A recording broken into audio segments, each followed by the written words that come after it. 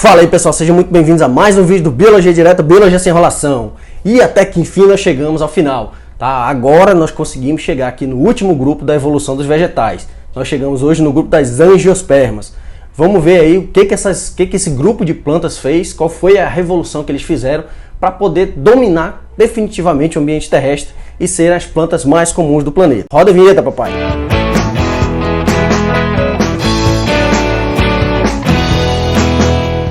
Mas antes, é claro, eu vou pedir para aquelas pessoas que não são inscritas ainda no canal, que se inscrevam aqui no canal, que curtam nossas notificações. Só assim o YouTube vai saber, o algoritmo do YouTube vai poder espalhar esse vídeo para um maior número de pessoas. E assim, as outras pessoas vão ter a mesma ajuda que vocês estão tendo, tá? Então, para fortalecer nosso canal aí, não custa nada, gente. Aperta aí no botão do se inscrever e também ativa todas as notificações, tá bom? Tá? Então, sem mais delongas, de novo, vamos falar aqui das angiospermas. Gente, as angiospermas, aqui eu estou colocando uma imagem para vocês, que vocês devem conhecer muito bem, né? Esses coqueirinhos aí. Então, qualquer lugar que você for, você pode encontrar hoje esses coqueiros. Claro que eles são plantas de ambientes específicos. A gente vai ver que ambientes são esses, mas esse é um tipo de planta que consegue se adaptar muito fácil a vários tipos de ambientes, tá?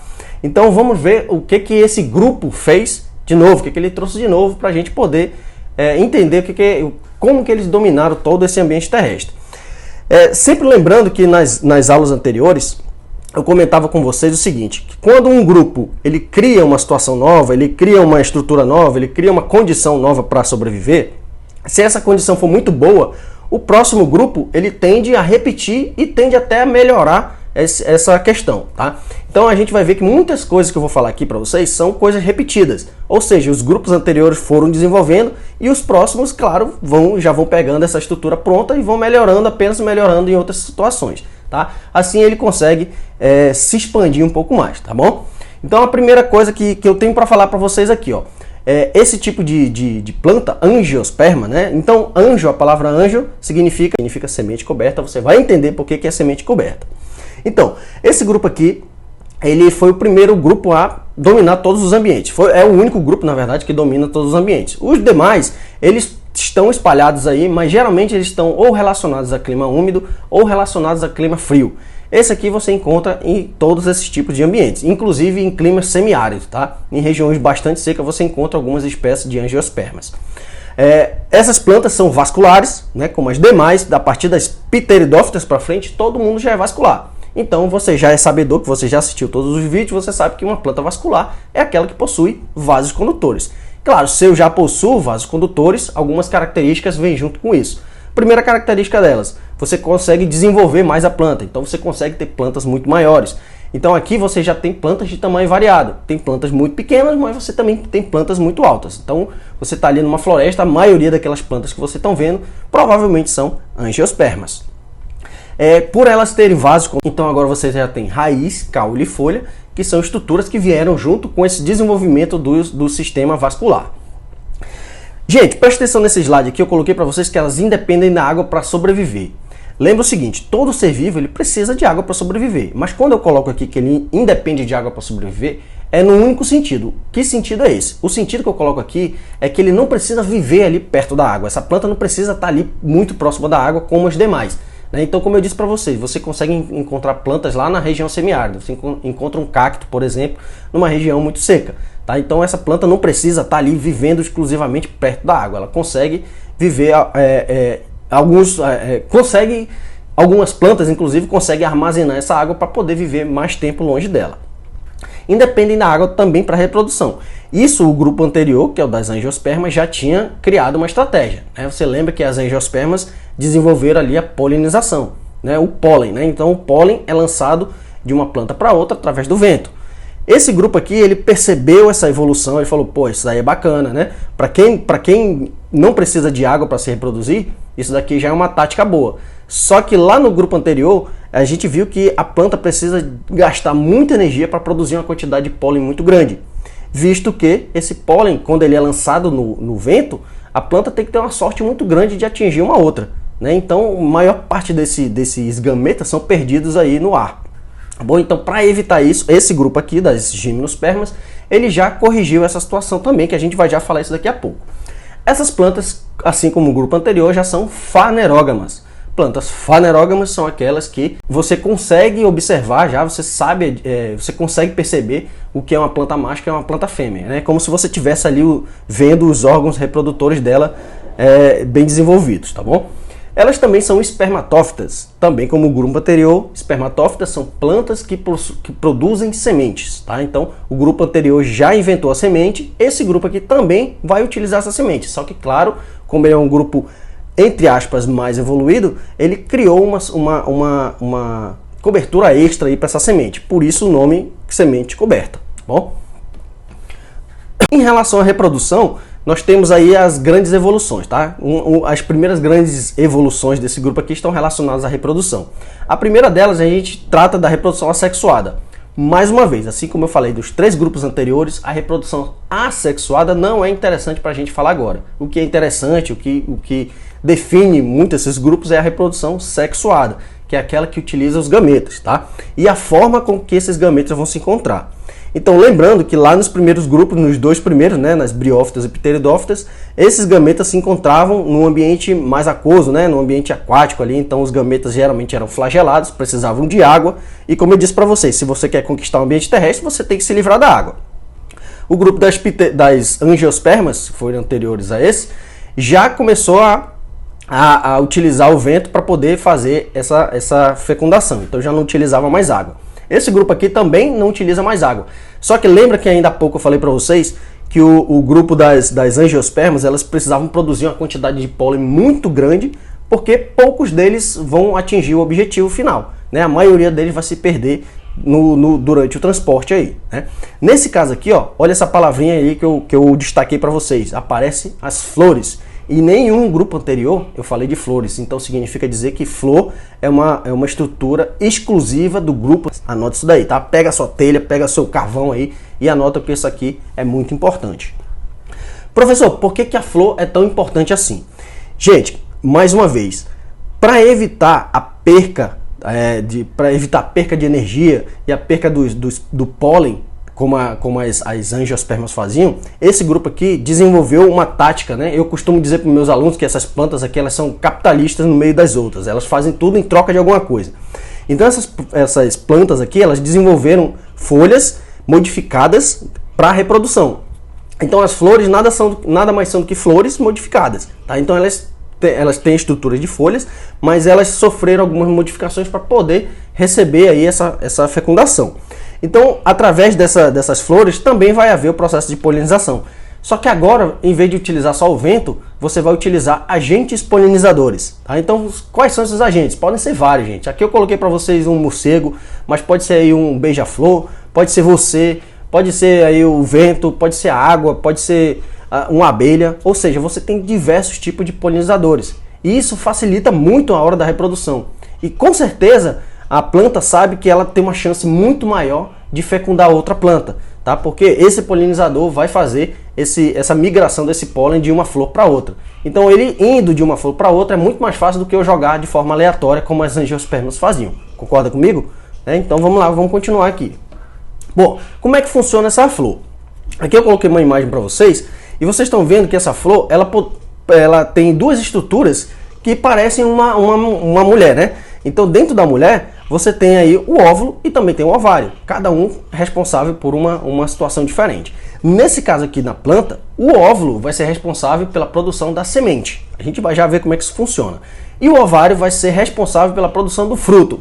Opa, professor, que palavra nova é essa? Você está vendo que eu destaquei de novo, né? Então você vê aqui, ó. Mas professor, para que serve o fruto? Quando você vai lá no supermercado, por exemplo, numa feira, ou você está num sítio, sei lá, você quer comer um fruto qualquer, você está, eu quero comer um abacate. Você vai lá no abacate, quando você pega um abacate, você está em busca de comer a casca? Não, né? Você está em busca de comer a semente? Não. Você está em busca de comer aquela carne ali fora, né?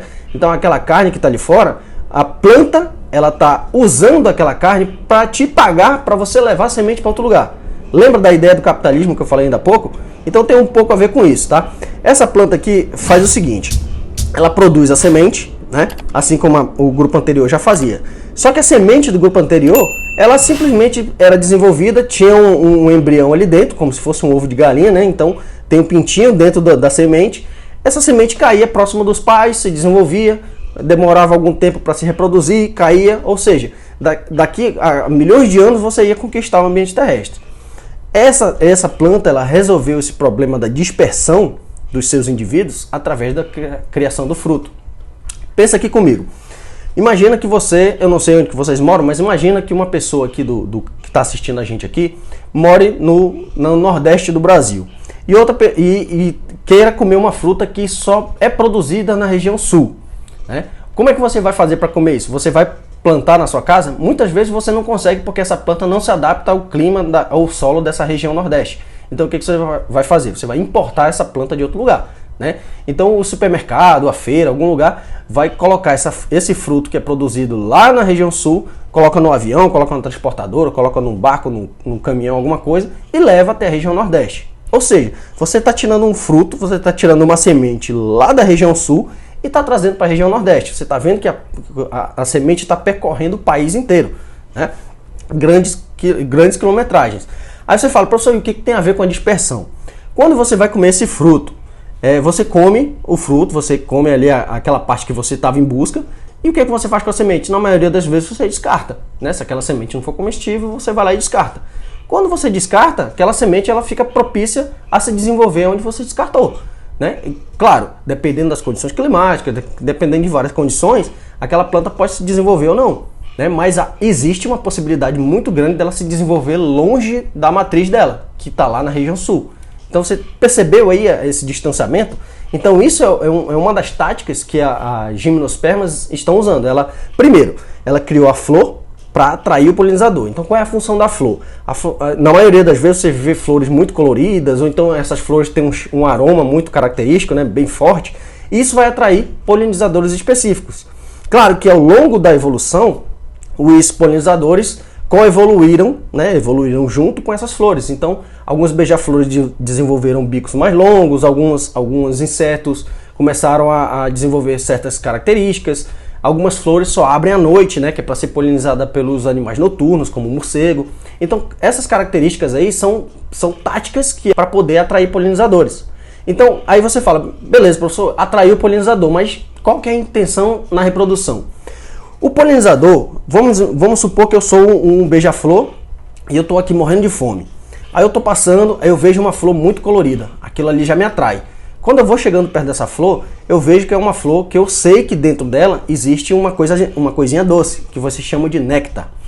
Eu vou em busca desse néctar. Quando eu chegar nessa flor, eu vou ter que... O néctar ele está geralmente localizado na região mais profunda da flor. Então, por isso que o bico do beija-flor é muito longo, a língua dele é mais longa ainda.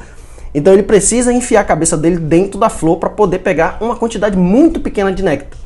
Agora você fala assim, mas por que tem que ser uma quantidade pequena? Porque é a tática da flor. Se ela colocasse uma quantidade grande, o beija-flor ia ficar satisfeito só com uma flor. Então ele não ia sair voando de flor em flor. Então o que ele faz? Ele vai numa flor, não está satisfeito, ele vai noutra, não está satisfeito, ele vai noutra. Ou seja, toda vez que ele sai pingando de flor em flor, ele leva um pouco do pólen. Quando o beija-flor coloca a cabeça dentro da flor, geralmente a estrutura masculina está do lado de fora. Então a estrutura feminina está lá no fundo, a estrutura masculina está lá fora. Quando o beija-flor mete a cabeça dentro da flor, a cabeça dele fica em contato direto com a região que produz, com as anteras, né, que é a região que produz o pólen. Tá? Então a gente vai já ver isso aqui, eu vou mostrar uma imagem para vocês. Então a cabeça dele fica toda suja de pólen. Quando ele vai para uma outra flor, ele vai fazer o mesmo movimento. Involuntariamente, aquele pólen que está na cabeça dele cai na outra flor, acontecendo ali a fecundação. Então vocês conseguem entender aí que o pólen está sendo transportado de flor em flor? E isso é uma eficiência muito grande. Então isso significa dizer também que uma flor que está localizada aí no seu quintal, ela pode fecundar outra flor a 1 km de distância, por exemplo. Né? Se o beija-flor chegar aí no seu quintal e sair voando lá para uma outra flor que está bem distante, ele consegue fazer essa fecundação. Então a flor não precisa nem andar, não precisa nem ver onde está a outra. Né? Ela simplesmente vai lá e consegue fazer essa reprodução. Tá bom? Com fruto acontece da mesma forma. Quando você come esse fruto, você está comendo uma manga. Ah, eu estou comendo a manga aqui, você vai fazer o que com a semente? Você vai descartar. Geralmente você pega essa manga, você leva para sua casa, aquela mangueira está bem longe da sua casa muitas vezes, né? E você descarta essa semente em um local bem longe lá da mangueira mãe, da mangueira matriz, né? Então isso daí você favorece também a dispersão. E quando a gente fala da reprodução, a gente nota que nesse slide aqui você vê que nada mudou. Então do grupo das pteridófitas para frente, essa situação foi corrigida. Então o único grupo que tem a fase dominante como gametófito é o grupo das briófitas. De lá para frente foi corrigida, aqui permanece da mesma forma. Tá? Então os 3 últimos grupos, a fase dominante sempre vai ser o esporófito, que vai ser diploide. Então quando você olha para uma mangueira, você está vendo a planta adulta ali, né? Então você está vendo o esporófito. Então você sabe que aquela região ali é diploide. Tá? Já houve a fecundação para ela existir. E aí de tempos em tempos surge uma flor, né? Surge a estrutura reprodutiva, que é a fase efêmera. Essa estrutura aí vai ser responsável pela reprodução. Então é a fase gametofítica ou gametófito, que é haploide. Então esse haploide aí vai estar dentro da flor, vai ser fecundado, vai haver a fecundação e aí vai gerar uma semente e assim sucessivamente. Lembrando, lá no final da aula eu vou mostrar um resumo disso para vocês. Gente, uma outra coisa que é importante a gente falar aqui é da estrutura do fruto. Muitas das vezes eu faço essa pergunta para meus alunos e eles acabam errando porque na maioria das vezes as pessoas, de forma geral, não são só os alunos, eles tratam algumas palavras de uma forma errada. Tá? Então eu pergunto deles assim, vocês gostam de comer fruto? Aí, eu gosto de fruto e tal. Eu falo, você gosta de comer coco? Gosto. Você gosta de comer abacate? Gosto. Você gosta de comer tomate? Aí sempre tem alguém que pula, professor, tomate não é fruto, tomate é verdura, tomate é legume. Gente, tomate é um fruto, pimentão é um fruto, pepino também é um fruto, pimenta também é um fruto. Aí você deve falar, professor, então tudo é fruto? Não, gente, é só você observar dentro deles. Toda vez que você vê uma semente, provavelmente aquilo ali é um fruto. Tá? Então tomate tem semente? Tem semente, então é um fruto. Ele foi gerado através do desenvolvimento de uma flor. Tá? A gente vai ter uma aula específica só para falar da diferença do fruto, verduras e legumes, tá, gente? Tá? Hoje a gente está falando só do fruto porque a gente está falando do grupo das gimnospermas. Então entenda aí, todos esses frutos que vocês estão vendo têm basicamente as mesmas estruturas. São formados a partir da flor, como eu disse para vocês. Então a fecundação vai ocorrer lá no óvulo e vai gerar semente. Esse ovário que está protegendo esse óvulo aí, ele vai se transformar numa região mais rígida que vai proteger ali essa semente. Tá? Logo na sequência vai ser desenvolvida algumas camadas. Então a primeira camada, que está mais próxima ali do ovário, é chamada de endocarpo. A fase do meio é chamada de mesocarpo. Então endo está dentro, meso está no meio e epicarpo está do lado de fora, que é aquela região que geralmente se chama de casca, né? Então o fruto geralmente ele está dividido nessas 3 regiões.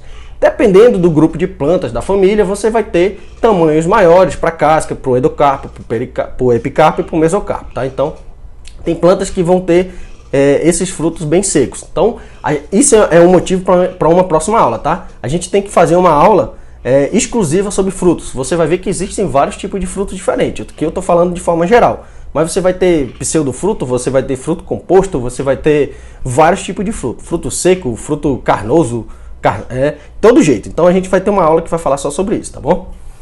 Aqui a gente tem alguns filos, eu não vou ficar me prendendo muito a esses filos aqui, mas é importante que você dê um print aí nessa imagem e dê uma lidinha nisso aqui. Agora é importante você observar também essas imagens que eu coloquei, toda vez que eu coloco essa imagem, o aluno fala, mas milho, professor, milho é um fruto? Tá aí, milho é um fruto, gente. É um tipo de fruto, então é disso que eu vou falar numa aula específica sobre frutos, tá? Aqui, nós temos aqui o ciclo completo da reprodução. Esse grupo aqui, como é um grupo que você tem mais afinidade, você encontra com mais facilidade, você vai entender de uma forma mais fácil, tá? Então imagina aqui que você tem uma árvore que representa aí o esporófito, né, 2N, então já está na fase adulta. Uma época do ano ela vai produzir o gametófito. O gametófito está sendo representado aí pela flor. Então dentro dessa flor você vai ter, essa flor no caso, é uma flor que tem os 2 sexos, ela é hermafrodita, né?